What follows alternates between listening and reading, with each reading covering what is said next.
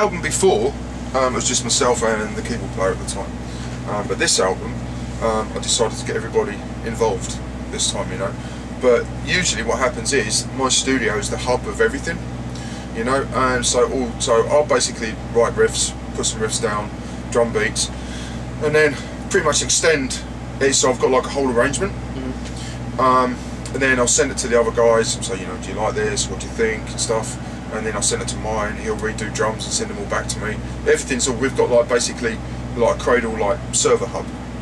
You know, so all the riffs, everything just sit on there, and we just pick them off and like mess around and put them all back, you know, it's that type of thing. It's a lot easier. Then when it comes to having like the final orchestration on there, for my sake, I'll come up with like, or someone might come up with like a top line melody line on a violin, for argument's sake, or anything really, piano, violin, whatever. Then I'll get sent off to like the keyboard player, you know, and having then what I'll do in my studio, I'll get like emailed back to me a whole like massive like orchestration of like, there'll be ridiculous amounts of tracks. So I'd say like, this is my key line, you know, I want you to orchestrate around this for me, you know. So they'll come back and there'll be fucking loads of it. So I'll sit down there, I'll spend at least 2 or 3 days just going through each instrument and seeing how it all fits with the guitars and the drums and what atmosphere it gets. It's fucking bad English. Right? So see what atmosphere is like within that section, and you know.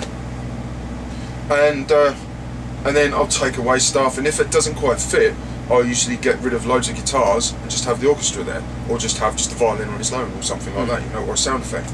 And that keeps going backwards and forwards like that, and then eventually once it's done, but I reckon, I mean, this album, we got about 3/4 of the way through the album, and I just got sent off to Danny, and he ended up coming up with like the lyrics once we've done the music to it. And he may come back to me and say, or come back to somebody and go, you know, I've got this idea, I need this extended because I've got lyric ideas for this, can you extend it?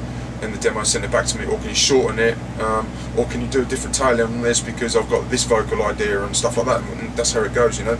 But at least everything goes through my studio, because there's nothing worse than like 5 people trying to all arrange the same song. It's just fucking an appetite for disaster. Yeah. You know, it is, because you end up going like, it happened on this album a couple of times actually. For some reason, a couple of people tried to like arrange on their own, you know, which I don't mind at all. But as long as everybody else is kept in the loop. Because if no one's kept in the loop, it happened this time. I sent the demo off, we got everything done, the whole lot done, the orchestration done, everything. Sent it to Dan, and he says, "Well, this one's different." I'm like, what do you mean it's different? You know? Yeah, and like, yeah, someone had already gone. I said, no, give that back. I'll rearrange it. So I did, and then sent it off. So everything has to go through. It's just like creating a decent workflow, you know, and that way you can get stuff done really quickly, providing everybody in the band plays ball and actually is all striving for the same thing, you know. If that doesn't happen, then a couple of people go this way, a couple of people go that way, then you have to sort of like fucking try and rein it back in again and say, no, what you're doing, you're just causing headaches, you know.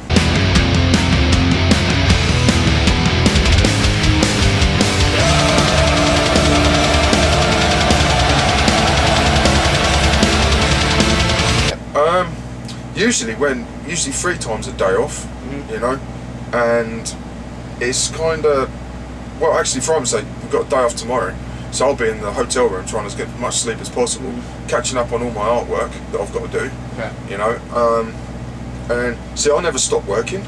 That's the only problem, you know. I'm either working on band stuff, either writing and practicing riffs, or I'm doing artwork for like a bigger goal, you know, or doing artwork for other people or other people's merchandising and stuff.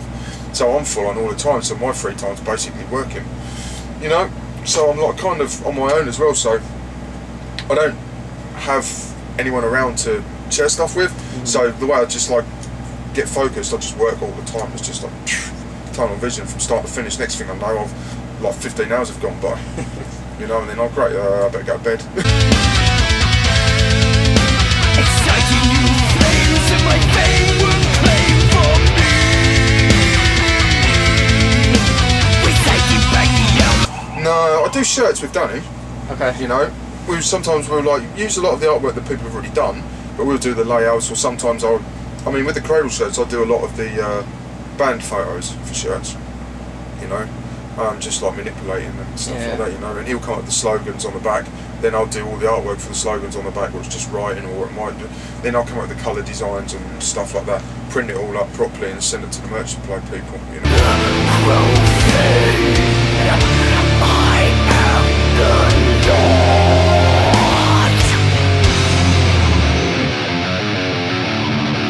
I'm still an old fucking 80s thrash fan. Yeah. You know, I'm like, plus also, it's just like, everybody knows I'm totally into like Judas Priest, Maiden, Motorhead, all that stuff. I don't really like anything new as such, which is like out and about, because nothing's really like fucking grabbed me, you know. Saying that, there's a band called Ghost, you know, they're pretty cool, they've got some good stuff. But I don't know, I'm not really, there's nothing, ever since like hearing Defenders of the Faith, Judas Priest, you know, nothing's ever grabbed me like that, ever. You know, I was like, fucking hell, that album from start to finish is just amazing. Every single song says shivers up my spine.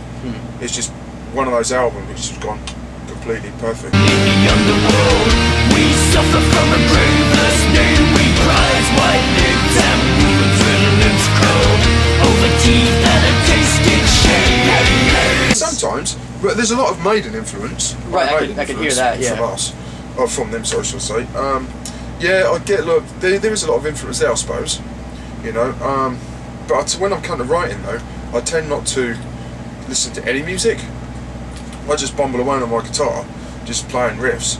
Then all of a sudden, I'll go, fuck me, that sounded good, you know, and then record it, play around with it, mess around with it, tweak it a little bit more, make it sound a little bit more complicated than it has to be, just for the pure purpose of, once I get orchestration on top of it, I can take the complicated parts of that riff and convert them into orchestral pieces, you know. So the guitar is pretty basic, but the riff idea is spread across the whole orchestra of the whole band, basically.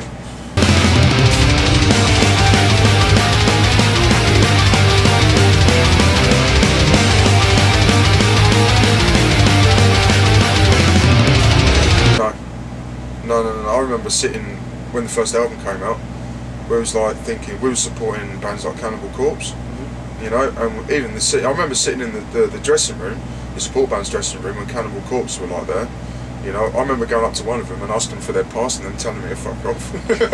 That's right, but it's like, I don't know, it's just like, yeah, no, I remember sitting in the dressing room thinking, oh my god, it'd be amazing to fucking be that big and da-da-da, and like, you know, and this, that and the other. It'd be amazing to like play with Slayer and fucking Maiden, oh fucking yeah. The next thing we know, like, it's almost like the time's gone so quick. We've played with Maiden, we've played with Priest twice, you know, we've actually supported Motorhead and they've supported us, you know, and it's just like, fucking, it's a bit surreal, you know, very surreal. Actually, I still can't get my head around it, to be honest, you know. Plus also, like, even like the summer festivals that like this year coming up, when we get back to like the UK and like in Europe, we've got like, I think it's like 6 or 7 shows with Judas Priest again. So it's like, fucking, I'm like a kid in a sweet shop. Yeah.